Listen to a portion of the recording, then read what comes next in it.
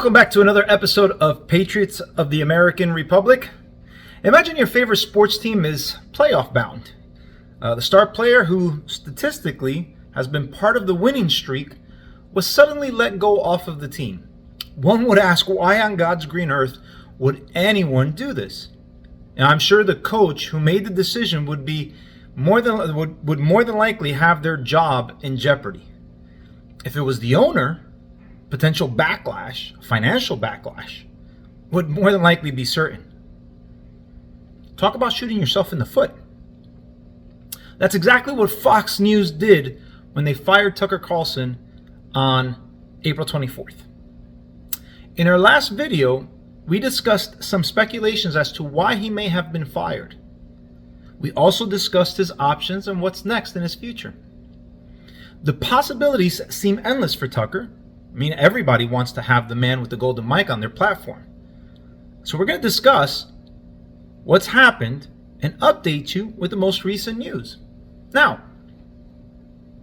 what's interesting is about a week after the initial firing, Tucker had a video that he posted. Let's go ahead and listen to what he said. Good evening, it's Tucker Carlson. One of the first things you realize when you step outside the noise for a few days is how many genuinely nice people there are in this country. Kind and decent people, people who really care about what's true, and a bunch of hilarious people also, a lot of those. It's got to be the majority of the population, even now. So that's heartening. The other thing you notice when you take a little time off is how unbelievably stupid most of the debates you see on television are. They're completely irrelevant. They mean nothing. In 5 years, we won't even remember that we had them. Trust me, as someone who's participated. And yet at the same time, and this is the amazing thing, the undeniably big topics, the ones that will define our future, get virtually no discussion at all. War, civil liberties, emerging science, demographic change, corporate power, natural resources. When was the last time you heard a legitimate debate about any of those issues? It's been a long time. Debates like that are not permitted in American media. Both political parties and their donors have reached consensus on what benefits them, and they actively collude to shut down any conversation about it. Suddenly, the United States looks very much like a one-party state. That's a depressing realization, but it's not permanent. Our current orthodoxies won't last. They're brain dead. Nobody actually believes them. Hardly anyone's life is improved by them. This moment is too inherently ridiculous to continue, and so it won't. The people in charge know this. That's why they're hysterical and aggressive. They're afraid. They've given up persuasion. They're resorting to force. But it won't work. When honest people say what's true, calmly and without embarrassment, they become powerful. At the same time, the liars who've been trying to silence them shrink, and they become weaker. That's the iron law of the universe. True things prevail. Where can you still find Americans saying true things? There aren't many places left, but there are some, and that's enough. As long as you can hear the words, there is hope. See you soon. So there you have it. Some interesting things that I took out of that, and the three biggest things that I took out of that speech was, the biggest thing was that both parties are colluding together, not to work for you, but to work what's best in their own interest. It's essentially a one-party state. And I gotta be honest with you, I've been noticing that for quite some time. We just recently had Mitch McConnell talk about how his biggest focus is going to be to sell how we need to aid Ukraine and send them more money, to the American people. That was his big focus. It was a couple months ago too. He said that was going to be his biggest challenge, or his biggest focus, is to focus not to make sure that, hey, our borders are secure, not to make sure that we need to decrease crime, increase security, none of that stuff. None of the issues that are going on economically, right? To produce more energy here, become energy independent like we were. That's not his, apparently not his top priority. right? The fact that we're struggling economically, we got people who don't know whether they're going to pay a bill or because they need to eat or some other type of thing, right? So, the fact that we had the release of the J6 video, right? And you had Senate Majority Leader from the Democrats, the weasel Chuck Schumer, and then you had Senate Minority Leader, Mitch McConnell, the turtle, come together to talk against Tucker releasing and covering the J6 video, releasing what the committee selectively wanted to show you. So they selected video that they wanted to show you, and they hid all the other stuff that went against their narrative. And here's Tucker exposing it. And these two people, these two senators, come together against Tucker. It's interesting. Is it a one-party state? I don't know. The fact that we are sending foreign money to a particular country, and both parties, for the majority, you have those stragglers and you have those exceptions. But for the most part, both parties are like, yeah, let's send them more money. Here's a blank check. How did the C-19 go? There was very little opposition against the mandates. You had some stellar Republicans, but again, they were few. The rest were like, yeah, sure. No. The third thing was the see you soon part. That's Tucker's way of saying, this isn't over. I'm going to be here. I'm coming back. I'm not going to get knocked down. I'm going to get right back up. And as soon as I do, you guys, I think that he's going to come with full fury. Why do I say that? And I said this in my last video. I think that obviously you're working for somebody, you are shackled in a sense, right? I'm sure there's things that Tucker wanted to say or cover or reveal more, but the powers that be were like, no, you can't do that. You can't do that. You can't do that.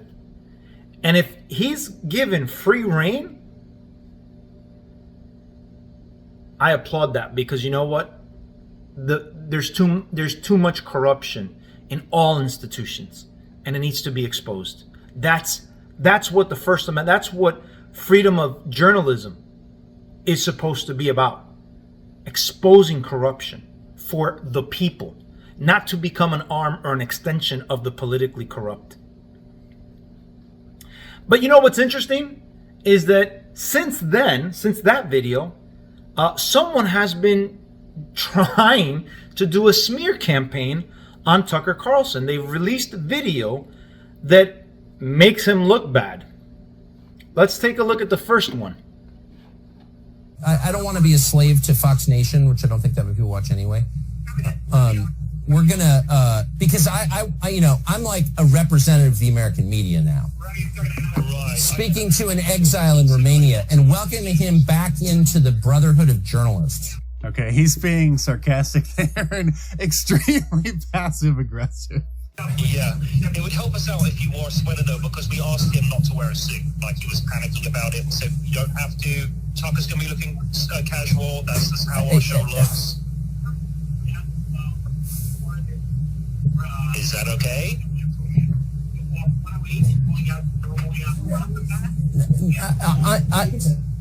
I mean, this is airing on the nighttime show, and I want it to look official. I don't want it to be like bro talk.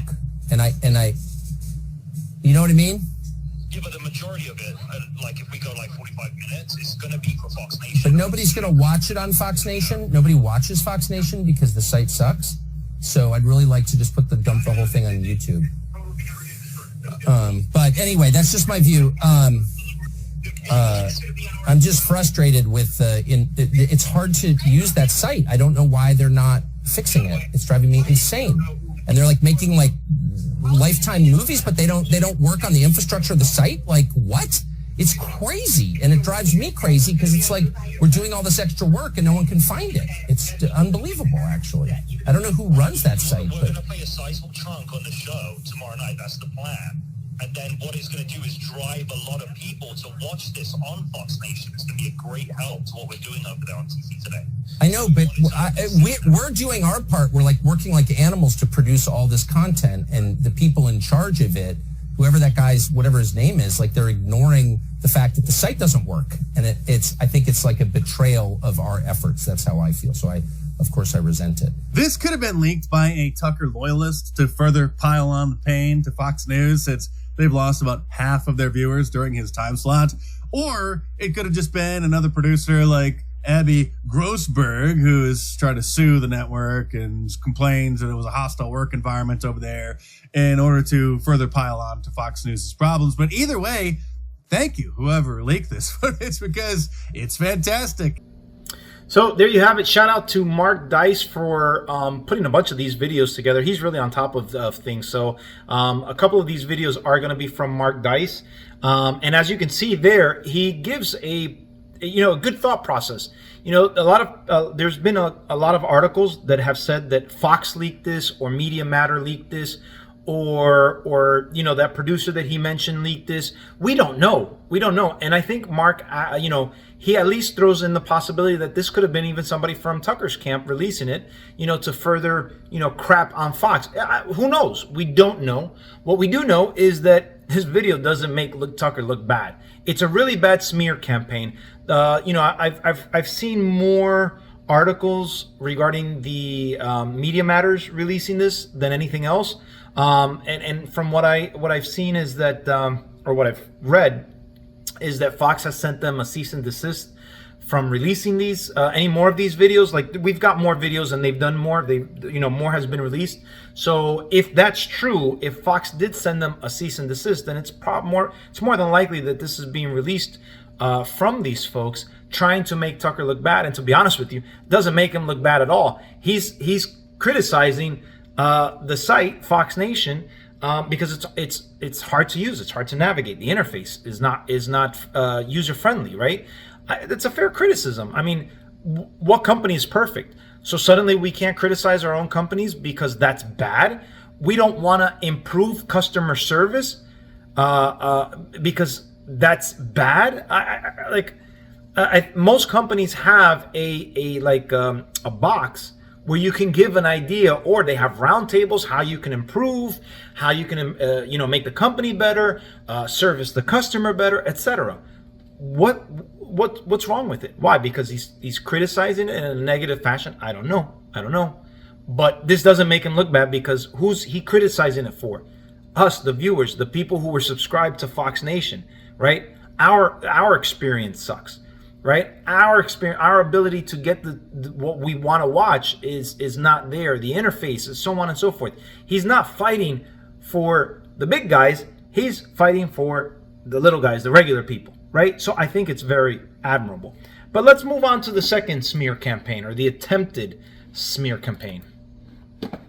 Feel great. I can never assess my appearance. I wait for my postmenopausal fans to weigh in on that. Of course, he's talking about the twits on Twitter.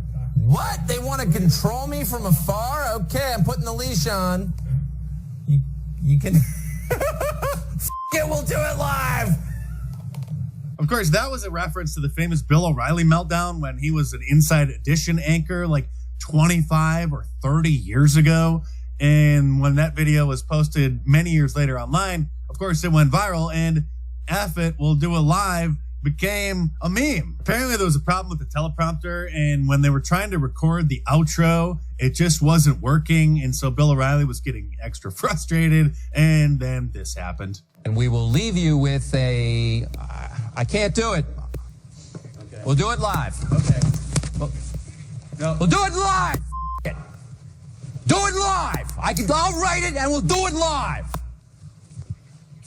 Thing sucks. Yeah. 5, 4, 3. Oh, he did nail it, though.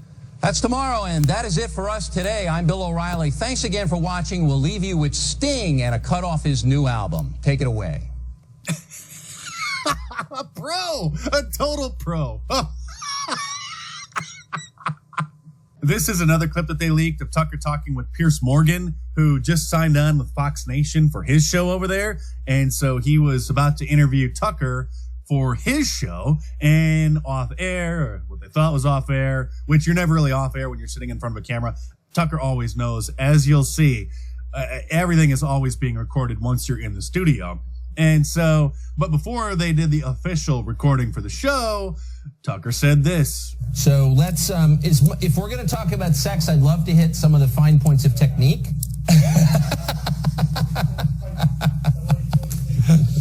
But it's your show. It's totally up to you. So this is more supposed evidence that former producer Abby Grossberg is citing in her lawsuit against Fox News for Tucker and his team creating a sexist work environment. She also believes that her staff setting up Christmas decorations created an anti-Semitic working environment. And that's not a joke. This is from her actual lawsuit. Mr. McCaskill installed 3 large inflatable Christmas decorations inside the Tucker Carlson Tonight booking team seating area. A preposterous display that was distracting and loud, as well as 1 full-sized and 1 smaller Christmas tree. Oh no! However, anytime Ms. Grossberg tried to turn off the distracting and loud inflatable decorations, Mr. McCaskill would contemptuously demand that the Christmas decoration be turned back on and call her a Scrooge or a Grinch. Showing up on the first page of Google might not be the best for everyone. But this is by far the best clip, and it is now a meme. And may I remind you that this was leaked by Media Matters. Wait for it. You wouldn't? Okay. I'm not, you know what? I'm not qualified on that score, I will say. I thought his girlfriend was kind of yummy. Just kidding, in case this is being pulled off the bird. Yeah, the bird. I think he's talking about the satellite because he knows that people are probably recording the satellite feed. Hey, Media Matters for America. Go f*** yourself. That's the first thing I want to say tonight. Second thing is, totally kidding. I don't even know what his girlfriend looks like. And if I did, I would not find her yummy. Imagine being Media Matters and getting this clip leaked to you and then actually publishing it and thinking that it makes Tucker look bad. And they're hysterical. Tucker is absolutely hysterical. And the fact that he calls out Media Matters, and then to Mark Dice's point, he publishes it. They publish it thinking that it's going to make him look bad. Doesn't make him look bad in my eyes. I find the guy hysterical. I actually didn't know he was that sarcastic and that funny with these leaked videos. So it's pretty funny, pretty hysterical. Makes me like him more, actually, because, the left hates humor. Anyhow. So let's move on to smear number 3, and this is now with Megyn Kelly. Let's listen to this one. So here's the latest post on Media Matters that I believe is meant to ruin Tucker, I guess. It's unclear what he's talking about, just so you know. I don't know it any better than you do. He's clearly lamenting some liberal at Fox News who may have pronouns in their bio. Watch. I was like, she's got a lot of liberals working over there. And, they see this as war. And we're the main force on the other side. And that's crazy. If you've got pronouns in your Twitter bio, you shouldn't work here. Because we can't trust you because you're on the other side. And she goes, well, who? And I said, I'm not going to name names because I don't know who did it. And I'm definitely not going to cast aspersions on someone unfairly. Just because you're liberal doesn't mean you did this. It does mean you shouldn't work here. And Roger would never put up with this shit. Why would you do that? Do you know what I mean? They see this as war. It's like, I'm not that. I'm an actual liberal. I'm totally fine being like, our makeup artist is like a screaming lefty. No, but I'm not that way, as you know, but they are that way. And I said, I'm not ashamed of anything I said. You now look like you recently had COVID. You look fresh-faced and healthy. But do you know what I mean, Justin? I know it. If you've got that horrible guy who was just horrible, who was Judge Janine's guy, that guy is like a screaming left-wing lunatic. Why does he work here? What? He totally dicked over his anchor, and then we expect he's not going to dick over the network? I don't have specific information on it, but I would. It's just, it's crazy. You're feeling angry, aren't you? You're feeling pissed off at Tucker for saying somebody who's so left and woke. That's really what he's objecting to. Somebody who's woke shouldn't be working for a show like his or, the Fox News channel. I have no problem with that whatsoever. He's not saying you can't work at Fox. That would be illegal to make a firing or a hiring decision based on that, though he's not in that position to hire and fire. But he's basically saying, why would you work here? This is not the ideological place for you. You're going to be unhappy. My whole life is spent railing against the woke. By the way, same. It's not that you're unhireable. You could come work here if you're a trans person.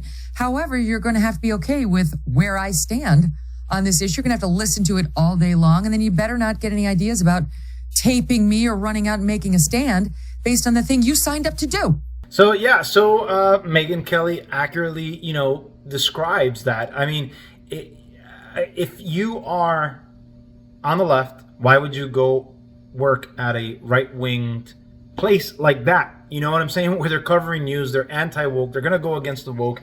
You're going to have an anti-woke or a conservative or a right-leaning. Like, it just doesn't make sense unless you're there to Tucker's point, screw people over, right? Or screw the company over, or screw the person you're working with over, right?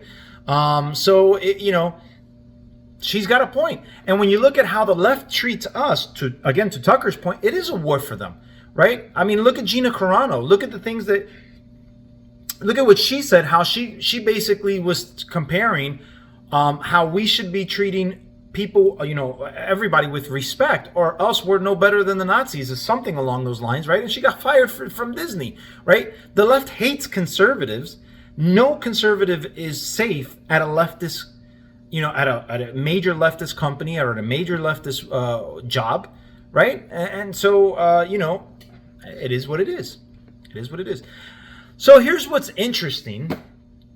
Fox, obviously shooting themselves in the foot, I don't know what better analogy to use than that, has tried to, I don't know if you want to say slow the bleeding. I don't think they can. I think they're trying to put a Band-Aid where a stitch needs to be. In their first week, they had Brian Kilmeade, cover for Tucker that week at the 8 p.m. slot, prime time.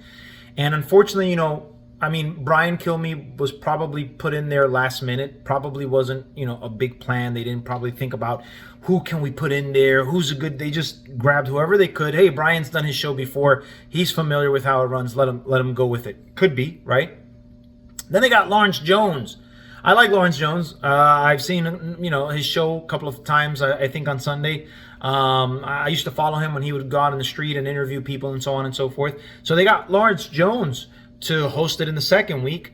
And then they brought in the big gun. They brought in Kelly McEnany, who is one of Trump's former press secretaries. I love Kelly McEnany. I love listening to her on Outnumbered. But unfortunately, due to the way that they fired Tucker, the way that they're doing, the way Fox is doing, no one can save it. I mean, Donald Trump himself could probably come out and tell the base to, hey, listen, let's just let bygones be bygones. Go back to watching Fox. It's not going to happen. It's not going to happen. As a matter of fact, when we look at the Bud Light incident, Don Jr. came out and talked about how we need to stop the boycott. And guess what? The boycott is still going. So we're not sheep like the left is, where they'll do whatever the left prominent Democrats tell them to do, right? We actually think for ourselves. We go, wait a minute, this is wrong. I don't care who says what. It's wrong. And I'm not going to follow through with it.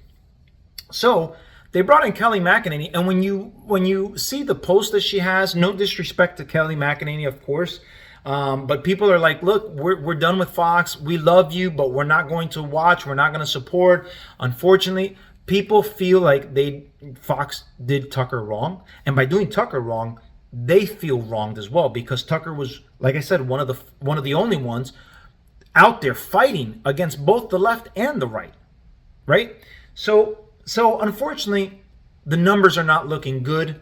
Here's Megyn Kelly going over the numbers, and she knows about this stuff because she used to work for Fox. But here she is. Because we just got in Friday's numbers on the Fox News channel, and I've never seen anything so low.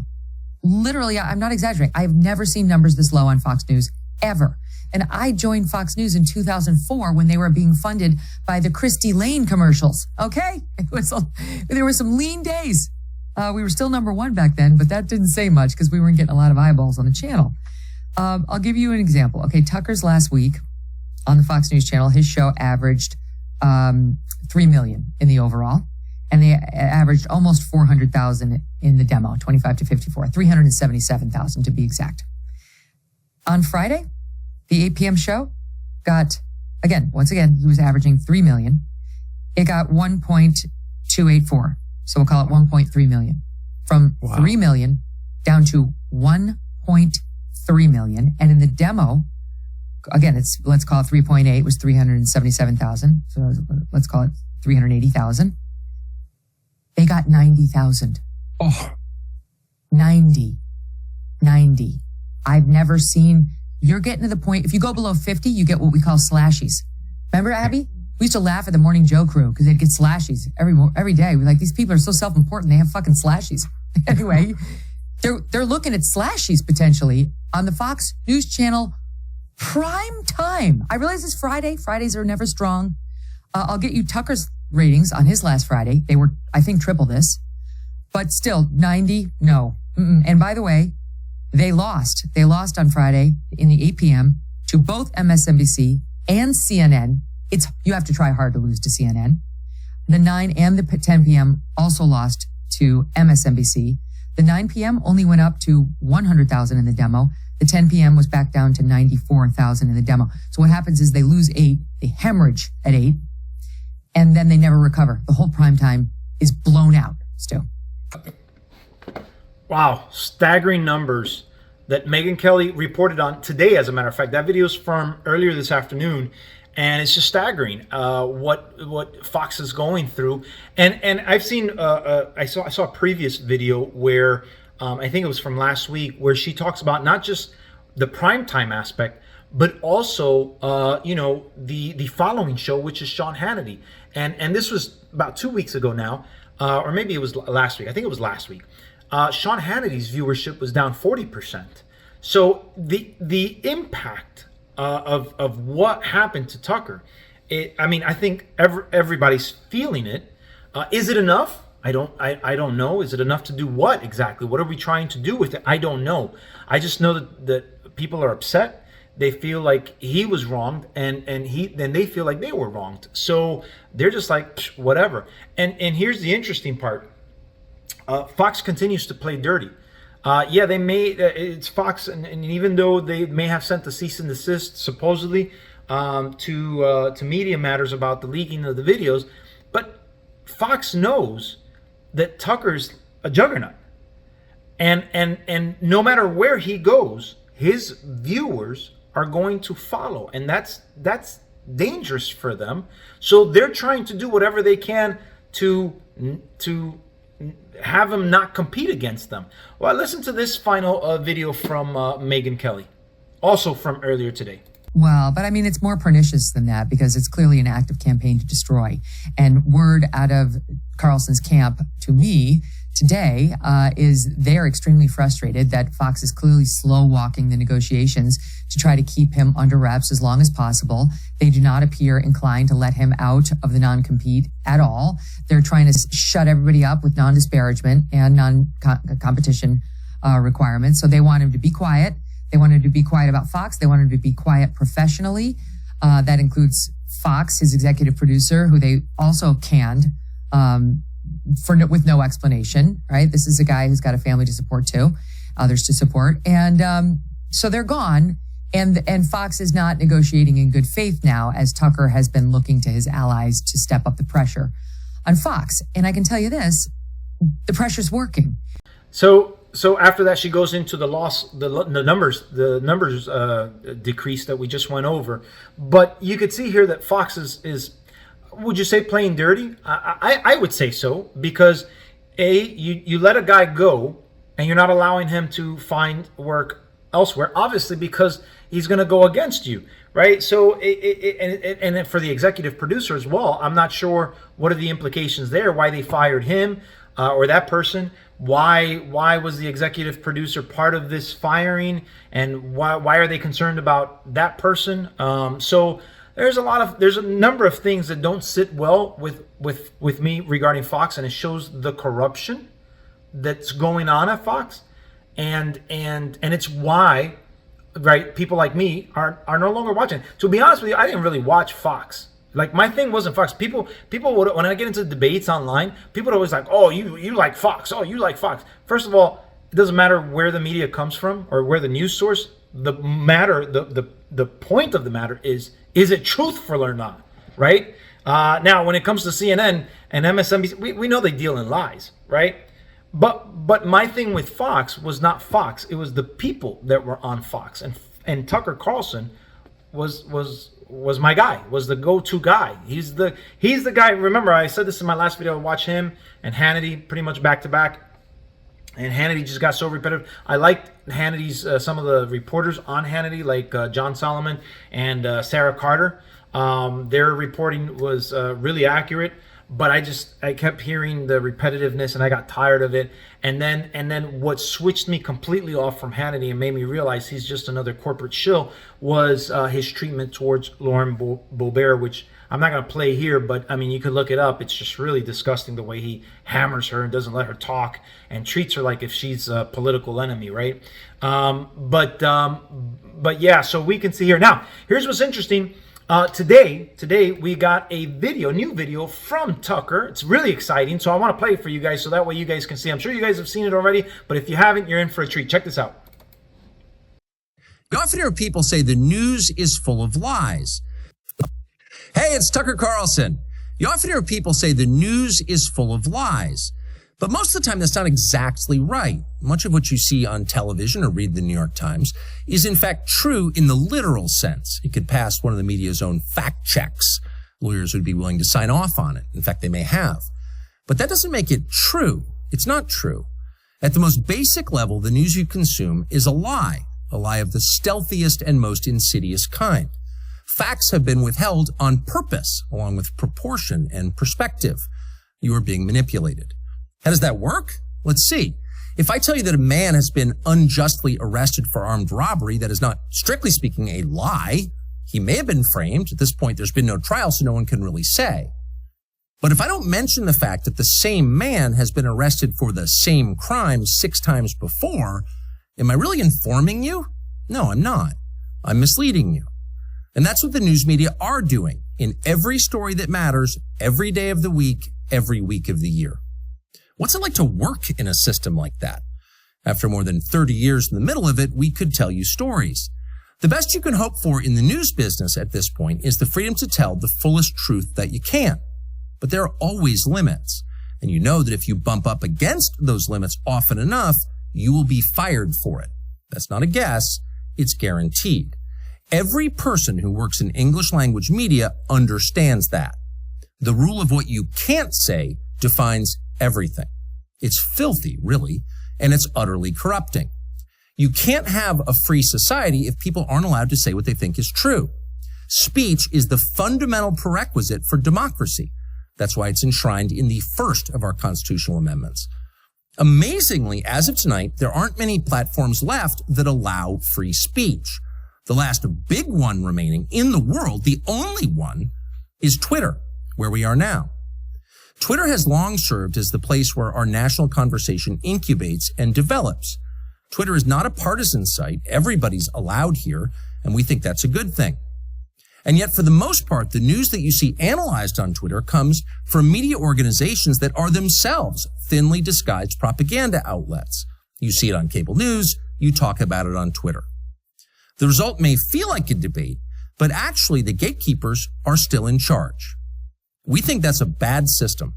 We know exactly how it works, and we're sick of it. Starting soon, we'll be bringing a new version of the show we've been doing for the last 6.5 years to Twitter.